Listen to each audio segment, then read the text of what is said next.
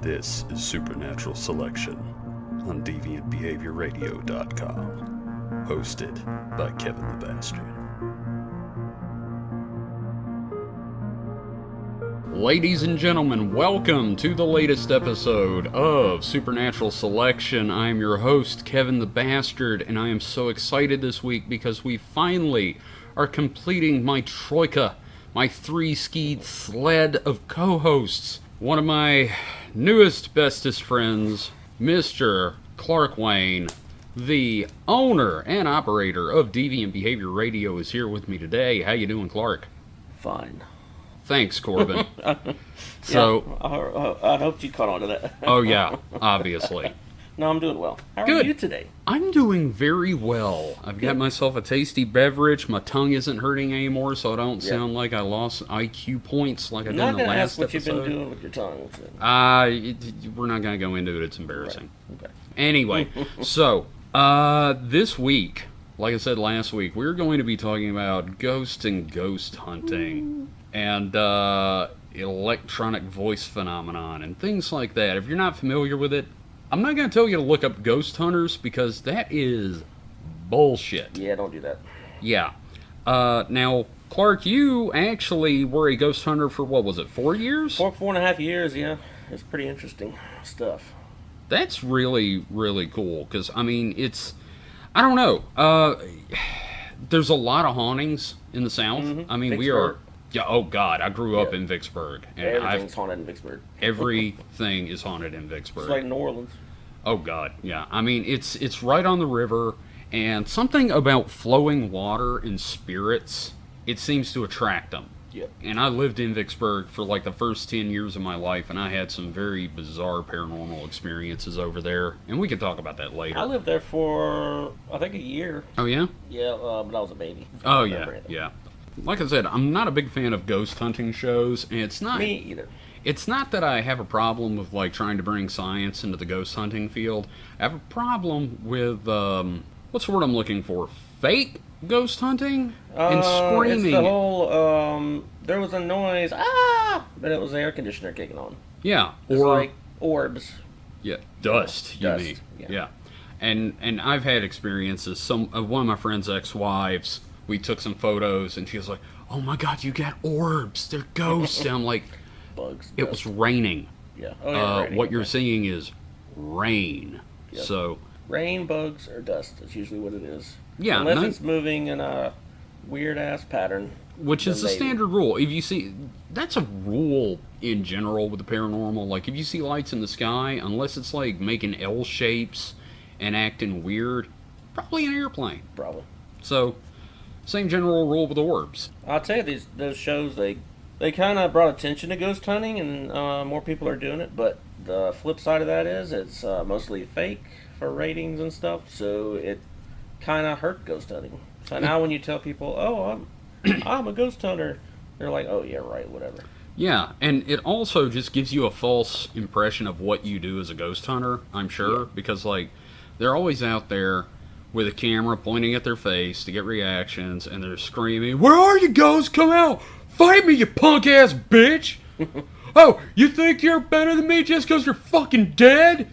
And that's not how it works at all. No, we didn't do that. We just we were more of a skeptic group. Like, our intent was to try to find a logical explanation for stuff before assuming it was just some kind of ghost. Yeah. And the whole antagonizing, we didn't do that either. Well, part of the thing is, like, if you are one of the people in this world that believes in spirits and all that mess, and poltergeists or whatever, like, if you antagonize something, they can come home with you. Yeah. Attach themselves to you or, your car or whatever and go home with you. Yeah, because it's not just physical objects that get haunted. Right. People get haunted. Yeah. Families inherit ghosts. Mm-hmm. So it's a typical thing, and you really have to be careful with this mess. Even as trying to be a skeptic about some things, why take the risk? As a professional, amateur ghost hunter, let's talk about what happens at a ghost hunt. Or at least with your group. In fact, let's talk about your group. They were based out of Hattiesburg, right? Hub City Paranormal is based out of Hattiesburg, Mississippi, and a friend of mine started it, a friend from high school, and she had always been interested in that kind of stuff. And I moved to Hattiesburg for college, and back to Hattiesburg. I went to high school there. Mm-hmm. And, USM, right? Yep. But I went to USM for a bit, and so while I was there, those basically 4 years, I joined the group, and so we would mostly, like 90% of the time, do residential places. Now they did go off and do like Sloss Furnace, which is in Alabama, I think. I've heard of that. They actually do rock shows there, which is a terrible idea. Yeah. Next time you talk to ask her about the show she went to there. Oh God, who was it? God, I almost want to say it was somebody like Typo Negative that is like highly appropriate to play a haunted facility. Well, they did Vicksburg. I didn't really go on any of the travel stuff, the faraway stuff, because I was in college and I had to study and all that mess. Right. But we did a lot of.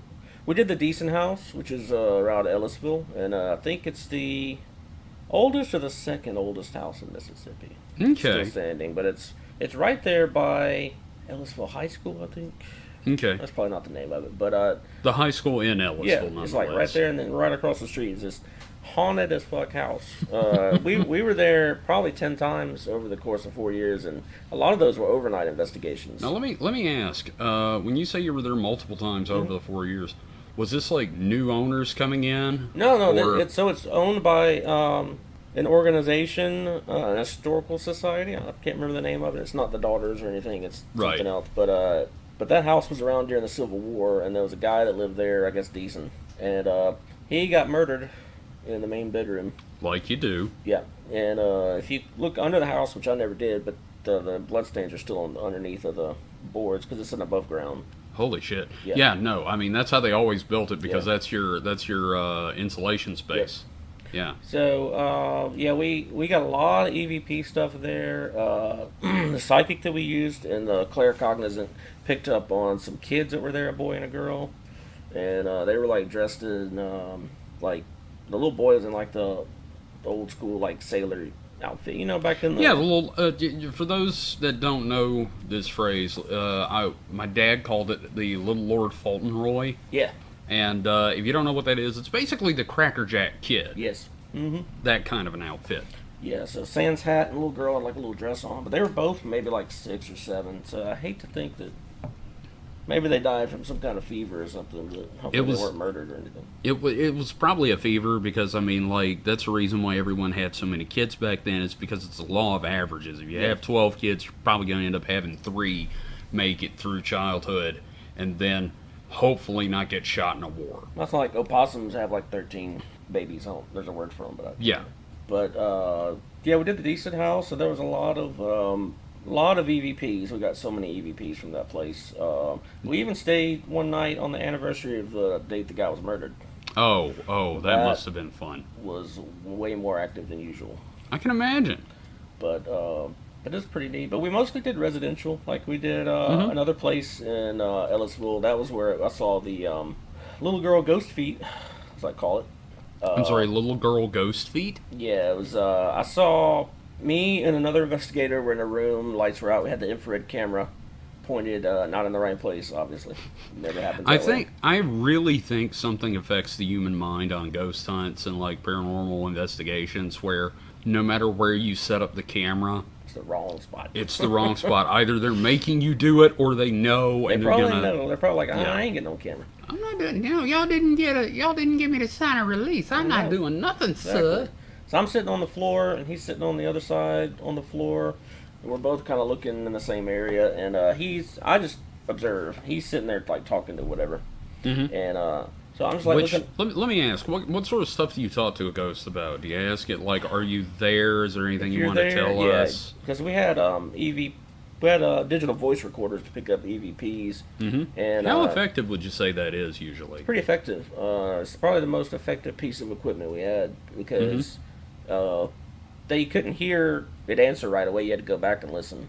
But you would ask a question, wait 5-6 seconds, ask another question, give it time to respond. Yeah, and then go back later and enhance it and listen and see if there was anything. Gotcha. But we're sitting there and he's asking it questions, and I'm looking over here, or you can't see that, but I'm looking off to the other side of the bedroom, and I come back and I meet Jack's eyes, and he's like doing his head to the right, and I look over, and there's a nice little pair of Mary Jane's shoes, and white, just like pure white legs. I guess it probably had socks on. I don't know, but just saw it all the way up from the foot to maybe mid calf. That was it. So, like, that's as much as this one could, like, manifest. Yeah, and as soon as Jack saw it, he would move slowly for the camera. As soon as he did that, it disappeared. Well, that's fucked up. Yeah. I'm not gonna lie, probably would have pissed my pants if I had seen that. But we known that there was like a little girl in there because our psychic and our claircognizant, they were both there at that time. They picked up that there was a little girl, and I think that's the one that talked to me later that night. And we're going to get into that here in a second, but you keep saying claircognizant. For the people that don't know, could you explain what a claircognizant is? So claircog, I'm sure everybody's heard of clairvoyant and all this other stuff. There's different terms like clairsentience and stuff, but claircog is somebody that gets information downloads into their head. It's different from like a quote-unquote psychic, because I feel like most people think psychics are supposed to just know everything that's going on at all times. Now, psychics pretty much are like a reach out and grab the information and pull it back. So a claircog is somebody that, like, the information is placed in their head. Yeah, it's like a download. Like a lot of times it's like a GIF or a GIF, or however you say it, like a little 5-second video clip. You see something, or you look somewhere, and you know that something's supposed to be there. Like one time, our claircog, we went to this other house, and so it was always a rule with the psychics and the claircogs that if we're going somewhere, we're not telling you where we're going. Or so they can't do any research. They can't fake it, basically. Right. We would just tell them, we're going 2 hours outside of Hattiesburg. Okay. Well, that could be anywhere. Sure. So we pull up, and as soon, like before, I was in the car with the claircog, and before we even got there, he was like, all right, there's going to be 3 brick posts in the front of the house. He'd already seen the house. And then we pull up, sure enough, it was 3 brick posts, which is kind of odd. Usually there's 4. Yeah, no, I was going to say 3 is a very odd number for a house to have. 1, and then a staggered one, and then 1 on the other is a porch. Just out of curiosity, this is just a personal thing. Did it have like 2 front doors sort of thing going on? Just 1. Okay, that's really weird then. Yep. Okay. Yeah, and, so he got there, and we pull up, we're just kind of getting set up, getting the equipment out and all this stuff, and so he's like looking over at this blank spot to the left of the house, and he was like, there used to be a clothesline there, but it was one of those octagonal clotheslines. Yeah, the rotating ones with the different. Pole. Yeah, I know exactly what you're talking about. We were like, okay, and then so the relatives of the people that had owned the house, it was an empty house, people that died, came up. We were like, hey, there used to be a octagonal clothesline there. They were like, how did you know that? You know, like shit like that happened all the time, and it's like, that's what made me be like, how? Like, how? Yeah. Like, so a typical hunt, you go in, you're doing the EVP thing. What other sort of equipment are you using? You use an EMF meter, which is electromagnetic field. Yeah. So you're looking for ghosts, but you're also looking for hot spots, like where there's maybe wiring in the wall. There's always EMF readings around the air conditioner, you know, just basic stuff. Yeah, and there's been some theory that ghosts can, like, be affected by EMF, manipulate and like they can get caught in it. I've heard. So we also had infrared thermometers, which is that's for finding your cold spots, right? This is a kind, like, if you're checking your grill and you don't want to stick your hand in there, you can buy them at like various places. It's like a laser thermometer, basically, where you just shoot it at a spot and it tells you the temperature. Yeah. So that's the other thing. So when we got there, like, somebody would take the EMF meter, go around the whole house, try to find hot spots. And then the other person would take the thermometer and go around looking and for try cold to find spots. Cold and hot spots and see. And then later on, of course, we write all that down and mark it down in the book. And then when we're actually doing the investigation part, we pick up something, we're like, hey, that hot spot's not supposed to be there, or that cold spot. This was not registered before. Yeah. Right. So you're looking for variations in your original readings. Yep. Gotcha. So I also had handheld infrared cameras set up, usually in rooms we're doing investigations. How effective is that? Because I know cameras really don't catch a lot of not the handhelds. You know, it was kind of weird. Like we also had later on after we'd been doing it for a couple of years, we got a complete infrared security camera system, like the big old digital hard drive with like the 6 cameras. Right, with the wireless Yeah. stuff, and you just set it up, Set and it it up. all feeds into the main unit. Now that came up with some pretty interesting stuff. Nothing Okay. like apparitions, but stuff getting knocked over. Object Or- movement. yeah. I love those videos on YouTube, especially the ones where it's not like next to a wall, Yeah. where it's obvious someone has done something. Right. Because, anyway. Did you see that movie about the house in Florence? I didn't. You got to see that. That was interesting. Florence, Mississippi. Yeah. Is it on YouTube? Maybe it was on Amazon, I think. I'll have Okay. to give you the name of it, but it's about this severely haunted house in Florence. Okay. I drove by it. It's creepy. Well, we're going to set up a blog page on the website soon, so that I can start putting show notes for each episode with links to all the things we talk about. So, We all right. also had a ghost spirit box, which is basically a radio frequency sweep scanner. Which, if anyone here has watched Hellier already, they use that quite a bit. On the show, I know they will put the headphones on, and they're noise-canceling headphones, so all they hear is the radio dial sweeping back and forth. Yeah. And the people will ask the person that cannot hear them questions, and when the person hears something, they'll say it out loud. And the number of times it syncs up and means something, at least in the edited episode, is rather staggering. Yeah. So that's that sort of thing. Is that what y'all did? No, we didn't. So we didn't have a big budget, so we didn't have a lot of fancy equipment. We kind of just kind of made do with what we had. But we also had I could not come up with the name of this. It was a custom made piece, and it's just a little box, and it has it comes loaded with like 1,500 words, and you can add words to the library. Right. And the Laura, the head of the club, put everybody's name in there that was on the ghost hunts, and then Which is a good idea. Yeah, and did some other stuff, but I can't remember what the name of it's called. But they just manipulate it, and it's not like the radio thing where they're picking words from a song or an ad, Or just stuff they think they hear in the static. Yeah, they just pick it out from the library. So it actually just goes like, okay, I need to tell them that, like, I don't like dumplings. Yeah. So, Susan not like dumplings. Yeah. Yeah. It was kind of like that. It was like, yeah. We talk about this, and it makes me think about. Have you ever seen the movie Congo? I don't think so. Okay, it's Michael Crichton movie. It's about is it, gorilla that knows sign language, and they give it a glove where it can do the. Cuba Gooding Jr. Maybe I don't know. This is the one that had like Anthony Hopkins. No. What am I thinking of? I don't know, but this had like Bruce Campbell Oh, no. and Joe Don Baker and already quality actors, and Bruce Campbell had a part in it. But like this had Amy had like a glove where she would do sign language and it would translate her sign. So Amy, pretty monkey. Yeah. So Basically like that. yeah. I was thinking of that. That's the movie. That's the movie right there. Yeah. Well, that's It had Ernie Hudson in it.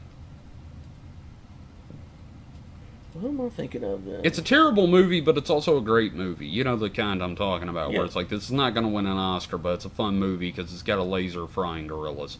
But Instinct is what I was thinking of. you're thinking of Instinct, of Yeah, course. another Gorilla movie? Yeah. Yeah, that's fine. So you had you basically had the Pretty Monkey Box. I had a pretty monkey box. If you know what I'm saying. Oh, yeah. Shit. I've had a very tall drink before this, so this is going to get real silly. So, all right. So you had your what was it, spirit box, basically, I had a spirit box and then whatever you want to call it, a monkey box. But, and the monkey box, and But yeah, that's we just go into the rooms, have the camera set up and a voice recorder, ask whatever's there questions. We'd be if it was a residential house, we'd probably be there like where actually people lived. We'd be there maybe 2-3 hours. The decent house, nobody actually lived there, so we would stay 5-6 hours sure, yeah, because overnight. Yeah, you're not inconveniencing anyone. yeah. But 90% of what we did was residential, and we did go to one place in Oak Grove. I had a rule that I did not do poltergeist type stuff. That's understandable. And they kind of tricked me one time. And got you to do one? So we're going to this house in Oak Grove. I was like, okay. So I get there, and there's other groups there. SPARS, Southern Paranormal. I'm familiar with them. I've actually run into them at a few conventions over the years. And so they do poltergeist type stuff. They were the only ones in the area that did that. And so when I saw them there, I was like, And sure enough, there's always a teenager. It's always a teenager with this poltergeist type crap. It's always like that, and it's usually a adolescent girl that's just recently going through puberty, and I really find that interesting that the whole thing is basically seems to be tied to a coming of age. Yeah. And as soon as the hormones die down, the haunting goes away. Yep. And what do you think the reason for that is? Because I've never been able to... I don't know. Well, here's something interesting that I have thought of, though. Like, originally, humanity as a tribal species was, before modern humanity, was very matriarchal. Yeah. And the leaders and the spiritual leaders were female. Yeah. And I think it may be tied to that, like, once that some women hit a certain age and the puberty kicks in, they're open to another world. Right.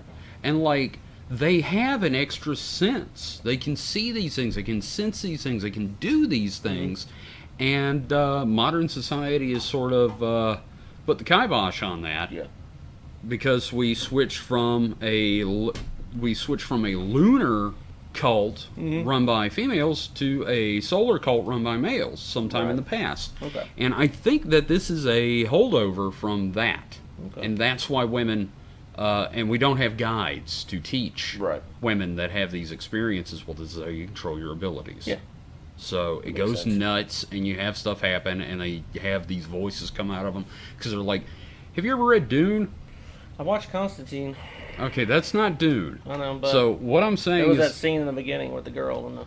Okay. Well, what I'm saying is, like, they may be pulling from, like, genetic memory with these voices, these male voices. Like, it may not be a ghost. It may be something from their genetic past, like Baron Harkonnen coming through. Yeah. Like, Great-Grandpa Willie is going, I will sort you all, coming out of, like, a 12-year-old girl. Jeez. So that's what I think's going on with that. Well, this particular house, it was our psychic and there was a little boy that lived there, a teenage boy, but the psychic and the clericog both, like, separately said that there was like a teenage girl that was like attached to him. Like not anybody that he knew, just like I guess a spirit away kind of thing. 13 or 14-year-old girl. And it's always like age related, you notice? Yeah. It's always like if it's 13, a child 14. Spirit, it's always the same age. Yep. That's pretty weird, but yeah, I dipped out pretty soon after that. Once I figured out where I was, I was like, no, I'm okay. I'm gonna go do this other thing. Yeah, no, I don't blame you, because, like, any situation where there could be actual physical harm, like you're hitting the head with a toaster oven... I do not want something following me home from that type of thing. Very true. That's what I dipped out. I was like... I kind of don't know that a poltergeist could actually follow you home, given my theories on it, but, I'm not an expert. Yeah, no, why take the risk, like I said earlier? That place had a bad feeling, man. Like, I walked into the house, just like maybe 10 steps. And that place freaked me out so much when I left. I walked around the house, around the garage, to my car. It was like an extra you 200 didn't steps. Go through. I didn't go through the garage. Yeah. I was like, ain't no way in hell I'm going back in that crazy-ass house. Y'all have fun with that shit. Yeah, no, I totally understand that. Because there have been several situations where I've been in a house. Like, I have some friends that rented this one house that you walked in and you're just like... Hey, I'm not big on, like, the concept of feng shui, but, like, the feng shui in this house is fucked. Yeah. Well, going back to what you were saying earlier about our group being more skeptic, we would try to disprove things, and then if we couldn't, then we would investigate. Like, so we went to this one house in Hattiesburg, or I think it was Petal, and it was a trailer So the bedroom was basically a square. Is this the one you sent me the EVPs from? I don't know if it's the same house, but Okay. It was at the same time if it was the same house. Okay. Because we did pick up some stuff out there, but I think it may have been a different place. Okay, but, because I want to talk about the EVPs later, yeah. but let's continue. So we did we went to this house, and they were like, the homeowners were like, we get this weird feeling in our bedroom. And I'm like, okay, well, so we went to the bedroom, and our Laura, our founder, was kind of standing there, and she was looking at it, and she was like, well, I know what's wrong here. So it was a square room, and they had a bed on one wall. Right. And beside it was one of those large, old-timey speakers from the 90s. And on the other side of the bed was another set of speakers. And in the other corner was a stereo, a big old-timey, like, 90s stereo with the... And this is so they could, like, I hate to just cast aspersions on people, but I'm guessing they got stoned and listened to Led Zeppelin. Probably. Lying in bed. Probably. But on the other corner was a TV. So you had this cross-section of electromagnetic frequencies. Yeah, it's just right nothing but freaking magnets in every corner of the room. So we were like, y'all need to move this stuff out of here, or at least some of it, and or else, just keep or on put it doing all on one side of the room or something. Yeah, you never do that. Yeah. I mean, like, and I think I told you about this the other day when we first started talking about this. They've managed to recreate the abduction experience in laboratories using the same general idea. They just put like a helmet on and blast your brain with magnets. Fucking how do they work? And they, like, you get this menacing presence feeling while you're lying there, and if you're asleep, your brain will start conjuring these visions. Maybe it's a ghost, maybe it's an alien. But I mean, again, your brain is basically like this weird quantum computer that picks up on things that you're not aware of 90% of the time. Yeah. So electromagnetic fields just come in as like these god-awful feelings. Yeah. Which I guess it's good that woman gave us those JO crystals that night, because now we can protect ourselves. Well, only if you charge them correctly. I'm not charging a crystal that a strange woman gave me at work. Well, I mean, what's weird? As I saw a guy came in a couple of days ago, and he was wearing one of the necklaces. I saw that. Style. I saw that. I was going to ask him about it. I was like, is that black tourmaline, whatever it's called? Yeah, I saw that, and my immediate thought was, I don't want to have this conversation. Yeah, I was like, with just some dude. Do you work somewhere near a power line? Did some strange woman give this to you? I need to explain. We have this strange little blonde lady that lives here in town that will just show up and give us either JO crystals, which I don't recommend you Google JO crystals, but they're supposed to be Orgone energy healing tools to protect you from both electromagnetic radiation and 5G. Yep. And she also came in and gave us handouts on why wearing masks during COVID is a terrible idea. So this gives you everything you need to know about this lady. Yeah. And so yeah. A shocking number of people have had encounters with this strange woman and her quote crystal jewels. I appreciate the free black tourmaline. Yeah, no, I mean, it's a great looking necklace. I'm still kind of pissed Travis took that one. I know, right? I wanted that. And another jackhole took the other one. What? Another jackass took the other one. Oh yeah, that fucking asshole. Fuck that guy. So let's talk a little bit about your ghost experiences with the group, because you sent me some EVPs. I did.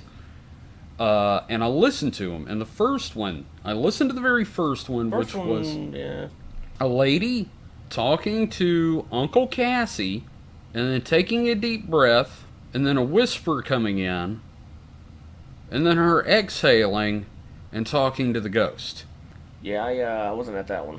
Yeah, nobody was at that one. Yeah. Those were the files that she sent Hub City Paranormal. Probably. So... what's it in the video? Yeah. The second one, though, I was at the second one, and there was some... Well, the first one, it said we thought this was a fake until we went and investigated it ourselves, because it sounds... I'm sorry, it sounds fake as shit. Yeah. Because it just sounds like maybe she has schizophrenia or dissociative personality disorder, whatever you want to call that. We never charge for these things, so we get all kind of people call in and be like, yeah, it was like, people would offer us money to come do it. We were like, no, we're not going to charge money for that. Well, one of the things that they've said on last podcast on the left is everybody's always like, "Oh, you're doing this for the money," and I'm like, there's no money. First off, there's no money, and secondly, this will ruin your life if you let it take over. Yeah. Which is why I'm channeling this into a podcast to keep it out of my personal relationships. The EVP stuff, the second one, while I still, like, as I've said, I want to believe this stuff, but, like, I really, really have to be careful what I believe. Yeah. It is interesting for the most part, and the only problem is, like, I don't know, it's just like, there are subtitles on the videos, and, like, if you really concentrate, you might hear what the subtitles say, but there are several times where I'm like, I don't hear anything. I've got, like, the volume cranked full blast, and I'm sure you guys, like, cranked the audio in some kind of a digital thing so you could hear what was there, but, like, I wasn't hearing some of it. Yeah, that makes sense. Third video was, I don't really remember a lot about the third video, because the second one creeped me out so bad. Yeah, the second one was... I was at that one, and I think it was in Taylorsville, Mississippi, and I want to say, I think that was the one where our I can't remember if it was the psychic or the clericog, but they asked a question like they picked up that there was like a little kid there or something, like a little boy, and they were like I'm trying to remember because it's been so long. Well, I remember this one was the Uncle Cassie ghost. Yeah. And the lady in the videos that was talking was like, all right, well, we all love you. We just want you to know that we love you. Yeah. Johnny loves you, and I love you. And then you just hear, I love you, too. And that was creepy as fuck. Yeah. Especially in the second video where there were more people present. Now, what really got me was the dog barking, and the video says there were no dogs. There's no freaking dogs. Which surprises me, because it's like rural Mississippi. I would expect there to be like 6 dogs under the porch. Well, I don't think anybody heard it when it happened, is the other thing. Like, okay, see, that's some really good context I needed. Because most of that stuff we don't hear. Like, sometimes you'll feel, I think in that second video, one of the investigators felt something like you were talking about, breath on their neck or something. Or like a brush. Yeah. Because somebody was like, did you just grab my leg? Yeah. And I was like, what the fuck? Yeah. So that was Weird House. And I did not go back there, but it was pretty interesting. But I think that was the one where either a psychic or a clericog picked up that there was a little boy. So she or he was asking, they were asking, what's your name? Who are you here with? Blah, blah, blah. Who's your daddy? Yeah. Asking basic questions. Then we went back and listened. There was a kid's voice in the beginning, and then there was a male voice that was like, don't talk to him. Oh, wow. Yeah. Okay. I didn't finish the video because I got kind of freaked out. So that's a little later in the video I'm taking it. Because this is not like a short, you find like a lot of like... long. Or longer. About 30 minutes. 30, yeah. Because, like, a lot of the videos of EVP I'm used to are like the, we got an EVP. And it's like, is anyone there? Get the fuck out! And then the video cuts out, and you're like, wow, that's fake as shit. Yeah. This went on for like 30 minutes. And you could hear people doing stuff in other parts of the house during the video. Yeah. In the second one. Because... you were setting up, and like shit was already happening, so that's really interesting to me. Yeah, the first thing we always did before even going in the house was turn on a recorder and just leave it sitting somewhere while we were setting up, because you never know. Like in this instance, you can catch shit, Yeah, one of my favorite things was a woman, and there were other people in the room, so I'm guessing she wasn't like a really good ventriloquist. No. Because she didn't sound like a really good ventriloquist. She also didn't sound like someone that could just change her voice. Because she just, Uncle Cassie, are you mad that I brought these people in here? And then you just hear, no. That shit was crazy, man. Yeah, that's fucked up, dude. I'll tell you one thing that happened to me. This is not an EVP, but I was, we were always trying to figure out ways to listen to EVPs in real time. Mm-hmm. So I had this, still have it, but it's like a 16-track portable recorder, like for music, and it's got all these inputs, and but it's very sensitive, and it's like that podcast thing I want to get eventually. Yeah. So I don't recommend this, but I set it up in my house. You never want to investigate your own house. No, never investigate your house. But I had to test it out before I Sure. took it on, see if it was even worth taking anywhere. But I set it up, just set the microphone stand in the middle of the room. I'm listening, and it's quiet. There's nobody there. I say, if anybody's there, can you tap on the microphone? So like a second. Then I hear when you tap on a microphone stand, the microphone picks it up. Boom, boom, boom Yeah, kind of boom. thing. Yeah, it's not like a... Yeah. So I was like, okay, that could be anything. I was like, all right, well, can you do it again? And again, boom. And I was like, all right, I'm done. Goodbye. I All turned right. that shit off. I was You like, and I'm me done. are roommates. Let's Yeah. just not interact in the hallway. I'm just going to take this to somebody else's house. We tried to use it in an investigation. I think that one in Laurel I told you about. Not the decent, but the other one. And with the girl Ghost Feet. Right, yeah. But it was so sensitive. Even with everybody outside the house, and it's a big house, it still picked them up. Oh, wow. I was like, man, this ain't going to work. Shit. Yeah. Well, so let's talk a little bit about ghost experiences. Not necessarily with the ghost hunters thing, but like let me get a couple of mine out of the way real quick, do it. 'cause these are kind of fucked up. Now when I was a kid, very very occasionally when my mom was getting along with her mom, we get to stay in her house on on the corner of Clay Street in Vicksburg. Yeah. And it wasn't that far from the Presbyterian church. Okay. So I'd sleep in this big-ass bedroom at the front of the house that had a fireplace in it. Cool. Not really. It was Oh. fucking terrifying in the house. There was nothing newer than 1973. Okay. Like the TV in the front room, like you couldn't go watch TV because to turn the TV on, it had a literal clicker that if you hit the power button to turn the TV on, it made this loud ka-chunk, Yeah. Those and it will wake up the whole goddamn house. right. So I'm like bored, and like I'm laying there trying to sleep. The stoplight's changing on a timer, so like red and green lights coming through. I get bored. I go looking through the house of all this old abandoned shit, right? Yeah. And I'd walk into I don't want to call it the living room, because the living room was Parlor? next to... Yes, the parlor. Thank you. Because Yeah. this was like a above ground, and when I say above ground, like the front yard was like on a hill, and the back of the house was held up with supports, Yeah.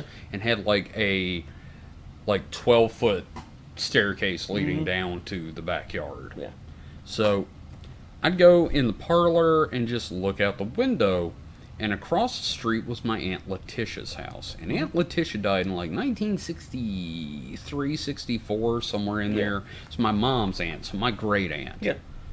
And nobody lived there. Well. Lee was one of those people that would not rent out property. Something lived there. Oh, something was there. It wasn't alive. So, like, it was locked. And every couple of weeks, Lee would go over, unlock the door, and just make sure there weren't any hobos or homeless people squatting in there. So, I really want to emphasize everything in this house was exactly as it was left when Letitia died in the 60s. Now, she died then. Lee did not keep the power, gas, or water turned on in that house. Did she die in that house? Huh? Did she die in the house? She died in that house. She died in the bedroom, Oh, boy. which faced Clay Street. Yeah. So, I'm laying there, or I get up and walk around, and I go to that window and just look across the street thinking, I've never been in this house. Why don't my mom and step-grandfather let me into that house? And then There's a reason. the light turned on in the front room. Again, there have been no utilities on in this house since the 1960s. The light turned on, and I watched the silhouette of my great-aunt Letitia get ready for bed and turn the effing light out. Then I'd go back to that bedroom and lay there staring at the ceiling, praying to God to protect me from whatever the fuck was in Vicksburg. That reminds me of the time, like, I'm assuming it was Mothman or whoever came. Irving Mothman. Was in my room and was talking about Atlanta. Atlanta? Well, I was like 16. I think I was 16. Like, I remember you telling me about this, but I don't remember the details. I was in my room, and it was like the middle of the night, probably like 1 or 2 in the morning. I woke up, which I never really do, but I woke up, and there was this thin little, almost like Slender Man, but this was way before Slender Man. Oh, yeah. Tall, skinny, something in the corner. You could see the outline. Mm-hmm. And, Did it have glowing red eyes? I don't remember that it had any eyes glowing, but Because I was like scared. Thin shadow. Yeah, because I was like, you'd think you're like, oh, well, if I see a ghost, I'm gonna get up and beat its ass. No, you're gonna. Nobody. Crawl. If you think that, you are an idiot. You're gonna. If somebody's in your room, you're like, they could have just killed me. I don't know. Yeah. But so I was like, covers over the head, and then it started talking. It was like, Atlanta, and it said it like 2 more times, like Atlanta. I'm like, fuck, I've never been to Atlanta before. And then like a few months later is the Atlanta bombing. Oh, right. Olympics. Yeah. I remember that. Holy shit. 96, right? Yeah, somewhere around there. And That's I'm crazy. like, why are you telling me, like, I'm in Hattiesburg? What am I gonna do? I'm like 16 years old. Why are you telling me this shit? What the fuck am I gonna do for you, Ghost Man? But I don't know if it was the Mothman or just something. Yeah, one of the things we talked about is the Mothman typically is a precursor to disaster, so that'll happen. So why it was telling me that, I don't know. Like, I don't know, man. I don't know. Maybe it was like the zeitgeist of the nation kind of latched onto you for a second. I don't know. But I was scared shitless. Like, Yeah. I finally climbed out of the covers. It felt like forever. It was probably like 10 minutes, and nothing was there. And then I got up and turned the light on, and nothing was there. It's not even like a hat rack or anything. No. There's Wow. nothing in that corner. That's messed up, dude. Yeah. The only other I've had a few weird experiences. Like the most pronounced one was back in 04. Way back in 04. Back in the aughts, back in 04. Is that 1904? It's 2004, 2004. But my mom was diagnosed with cancer when I was in 4th grade. And she lived for, God, 2 decades afterwards. Oh, okay. So, like, she had a long life. Yep. But, like, you know, she eventually succumbed. Mm-hmm. You know, she went in the hospital. Yeah. And my mom's biggest fear was that I wouldn't know how to live as a human adult. Right. So I think that's every mom's. it really is. Like, oh my God, he's going to die on the street. And I'm like, not yet, but, you know, I'm still young. Yeah. It could happen. But anyway, she passed away. And the story of her funeral is one of the funniest stories I've ever experienced, just because the guy was like the perfect storm, your family will survive. And I'm like, they all died. Like, everybody on that fucking boat died, dude. What the hell? Even in the movie? Yeah. They killed George Clooney? They Assholes. killed George fucking Clooney. I watched his ass go down. So, Terrible. after she dies, my dad is still working at the hospital. I'm still working at Rose's. I come home from work one day.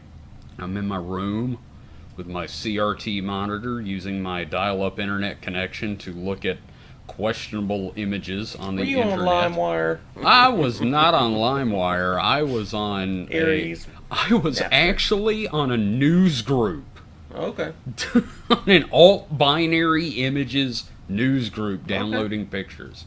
Anyway, so I hear the back door open and shut, and the microwave start. And I'm like, oh, Heyman's home early. Which I called my dad Heyman. Yeah. What we did. I'm like, Heyman's home early. I hear the microwave going still. And I'm like, hey, Heyman! Don't hear anything. I realize he don't know how to use a microwave.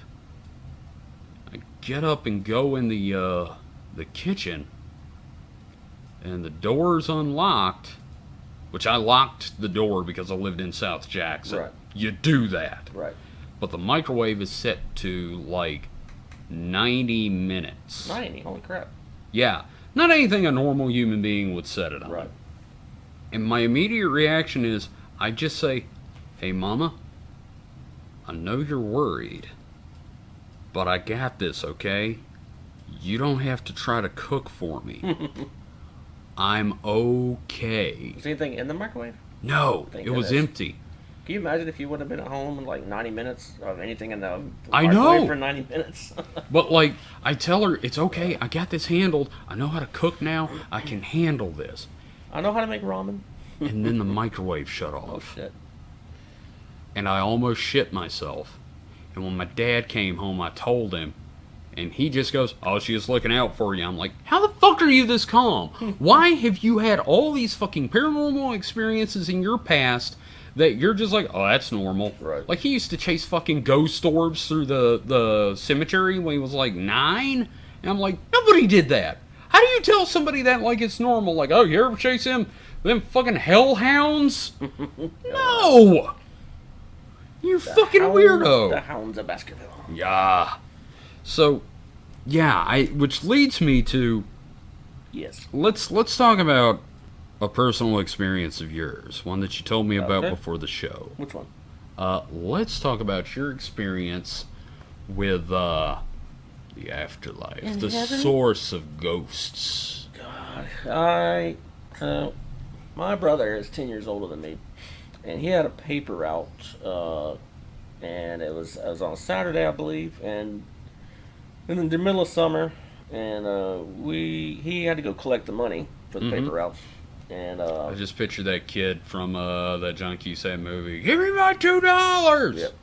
Well, luckily we were in a car and not on a bicycle. Okay, that's good. But, so he's 17, I'm 7, so we're driving. He's driving, I should say. Did you have the beard then? Nope. No Okay. beard then. That's weird. Really? Because I'm just picturing a 7-year-old with like this massive fucking beard. But so we're driving. He's driving, and I can't see over the dashboard. Like, Because you're 7. it's a 72 Cutlass, which is a massive land yacht of a Oh car. yeah, that's a fucking boat. Massive 2-door monstrosity. And so he's driving down 80 from Jackson, Mm-hmm. and it's probably like 8 o'clock in the morning, or 9 o'clock, and this woman had been bar hopping all night. That's back in Jackson, where they bar stayed up until whatever in the morning, 6, 7. So she was drunk off her ass, coming down 80, hit us dead on. She ended up breaking like both her legs and one of her arms and all that. Okay. Flipped her car. Not to be an ass, but good. Yeah, good. My brother was okay. He had a seatbelt on, and he hit his chest on the steering wheel and bumped his windshield with his head. Not too bad. I, on the other hand, did not have a seatbelt on, thankfully, because, as I said, I could not see over the dashboard. The doctor later told me if I had a seatbelt on, it was one of those old belt kind, not the kind that Oh comes yeah, across the your kind chest. that probably would have friggin' bisected you. Yeah, well, he said I would either be horribly disfigured facially, because my head would have hit that dashboard, like right on, or I'd be dead.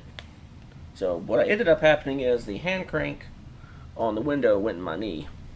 Eesh. Yeah. The engine came through the firewall, and I hit my head on that, and had to have staples in my head, like 7 or 8 staples, and a bunch of stitches on my knee. But I remember, of course I was knocked out. So I just remember being in this place. It was bright, clean, calm, and there was like 10 people standing there. I didn't have any idea who these people were, but I somehow knew that they were related to me. Mm-hmm. Somehow, and they were like, welcome. And I'm like, I don't really want to be here. Like, I got a life to live, And they were like, well, you can go back down, but you're going to have a life like pain. And I thought they were talking about, like, pain from the accident, which I was, like, prepared for. But yeah. So I wake up in the hospital after that, and the doctor has his whole hand in my knee, like, digging around looking for debris. Ugh. Isn't that terrible? And, Yeah. that was it. But I don't know where I was. I'm not going to say heaven. It was somewhere. There were people there I'm pretty sure were related to me. That's it. That's really actually pretty fascinating, and like I just hope it wasn't like the pedophile crew of the afterlife. Like every time a 7-year-old goes into the afterlife, all these guys, hey little boy, you want to stay with us? But I know 7-year-olds have a good imagination, but I never even heard of a near-death experience before that. Yeah, see, I had a friend that had the same experience. He had a similar experience, but he actually went to hell. Oh God! Like he went to darkness, and there was screaming and the How old sound was of he? like 6. How the hell? He drowned. He drowned at a pool, and they revived him. Jeez. And Why he would had he go to hell? This guy's a neo-Nazi now. Oh, okay. So that'll happen when your life is pretty much fucked.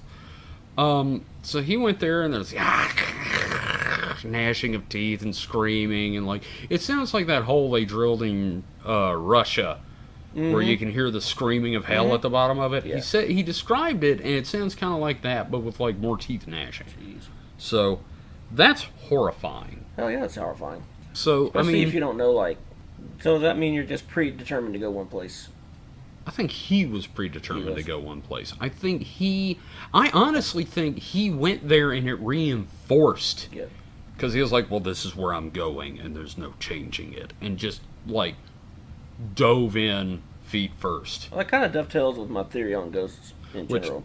I do want to talk about We'll that get to it a because... little No, we're actually getting to it now. Because now that we've talked about, like, our experiences, and, like, you've had a near-death experience. I've got some friends that have had a near-death experience. I don't really tell people that much because, you know, you get your common reactions like, oh, yeah, sure. Does your brain not have no oxygen in? Well, you did have a head injury. I was Yeah. like, yeah, obviously enough to kill me. Yeah. I mean, like, yeah. Yeah, so... So, Yeah, I don't really have an explanation of near-death experiences. I don't either. Yeah, I don't have a working theory on that. It doesn't fit into my whole super spectrum idea. This is a unique experience that happens only to humans that we know of. Yeah. Because I mean, you can't shoot a chimp in the leg and let it bleed out for a while and then bring it back and you're like, what'd you see? Well, if they know sign language. Well, still, they found out that Coco the monkey, they taught it sign language, but like the shit it was signing didn't mean anything, Oh. and like the two people that raised Coco were just making the shit up, wow. translating for it. That makes sense, yeah. Yeah. So I'm sure the monkey was the ape was like doo doo caca pee pee hat. Bowling ball, and they're like, "Oh, she's happy to see you, She wants Mr. to go Rogers." bowling with you. Yeah, the only thing we know for sure is she was really turned on by Robin Williams because she grabbed his nips. Well, Because he was a hairy dude. he's pretty hairy, yeah. He was. So, theories on ghosts. Like, since we've talked about this, like, I'm guessing you kind of have some belief in this. I consider myself a pretty skeptical person, but 4 years of doing that stuff, and just there's too many fucking coincidences. Like the stuff kept happening over and over again. Right. You'd hear things, and you would ask something to knock the wall, and it would do it, and then you'd ask it again, and it'd fucking do it again. What the hell was that? I don't know. That's the thing. I don't have an answer for that. Well, I kind of have a theory about that, but we'll get into my theory later. I do have a because theory. I want to hear your theory. My theory is you've heard of the law of thermodynamics. Of course, that's hot dynamics. Yeah. Energy cannot be created or destroyed. Yeah, same as matter. Yeah. Basically. Yeah, and we live in an entropic universe. Yeah. You cannot make a perpetual motion machine because of the law of thermodynamics. And that, and I know quantum physics. I'm sure Mike could weigh in on that later, but quantum physics has a problem with that law because I think it.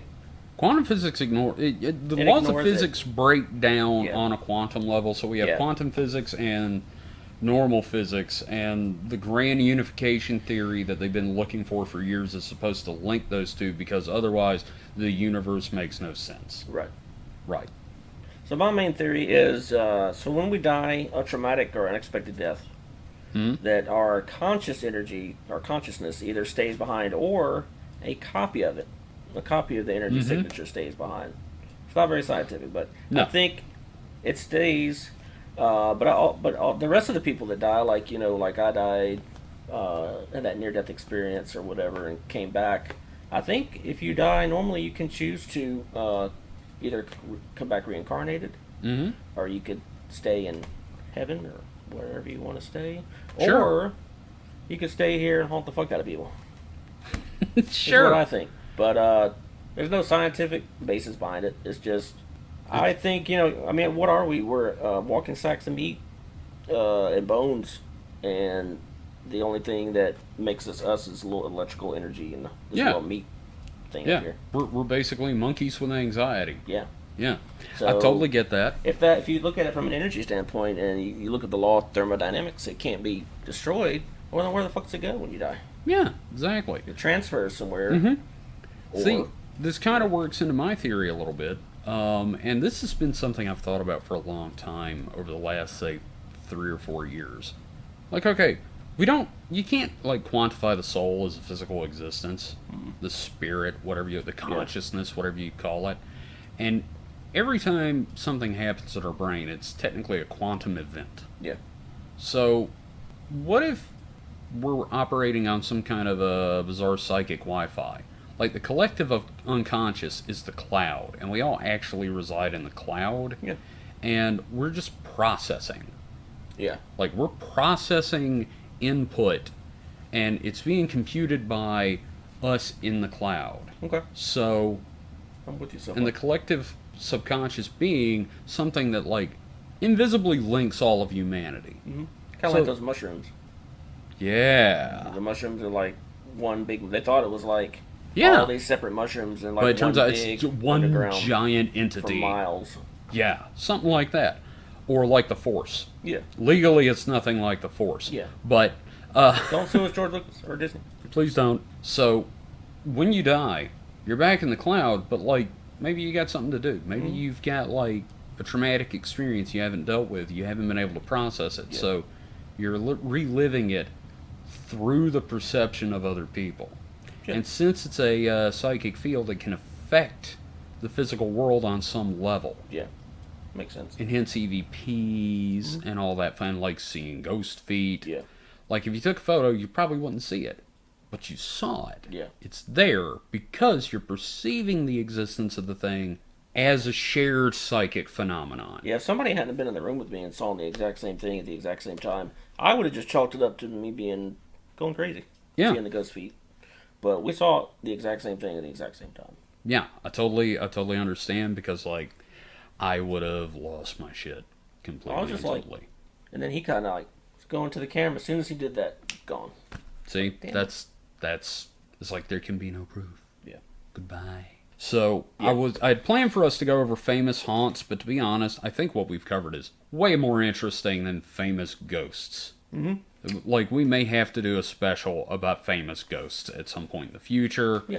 But I did ask Mike the Skeptic in a new segment called "What Does the Skeptic Think?" On episodes where Mike is not with us, I with us. ask him his opinion. What do you think causes this? And Mike said, we as a species are obsessed with pattern recognition. If you look at an electrical outlet, like especially a three-pronged electrical outlet, looks like a face. You're going to see a face. We're always looking for faces. That's why people see Jesus in their toast. There's a word for that. It starts with a P. Para. But basically what we're looking for is, number one, we're seeing things happen. And we ascribe meaning to it because we're looking for a personification of the event. And we're also pareidolia of seeing faces. Yes, uniquely human. Chimps and dolphins don't do that shit. Mike was saying that we as a species desperately cling to life. Like, that's why we have religion and afterlives, is because we have to hang on to our existence. We have to believe that there's something else because we don't want to believe that it's over when you die. Because of religion, that's why the aliens are studying us. Oh, yeah. Well, that's like I said, the whole reason Throwaway Alien said was because they were like, oh, these idiots believe in a god. Yeah. So, anyway, my point is, Mike believes that this is all just humans looking for a higher meaning and seeing phenomenon that could probably be explained otherwise, but we latch on to it. Yeah. Perfectly logical explanation, as usual, from Mike the Skeptic, which pisses me off because you can't argue that. Yeah. But you also can't disprove a negative, Yeah. because we got you by the balls. Right. Exactly. Yes. So, Clark, I really want to thank you for being on the show this week. My pleasure. Thank you for I having was me. so happy to have my boss at the radio station on. So, I'll untie you now. okay, thank you, because, like, it's really chafing bad. So next week, expect another episode. It may be the Phantom Time Theory with Mike. Anyway, how can people get in touch with you, Clark? Deviant B Radio at Gmail, or just go on deviantbehaviorradio.com, and there are B's. Yes. You can contact me. You can find all of our contact information there. Again, I want to thank Deviant Behavior Radio for being our host here. We love the entire idea of broadcasting this out as a radio show. Yep.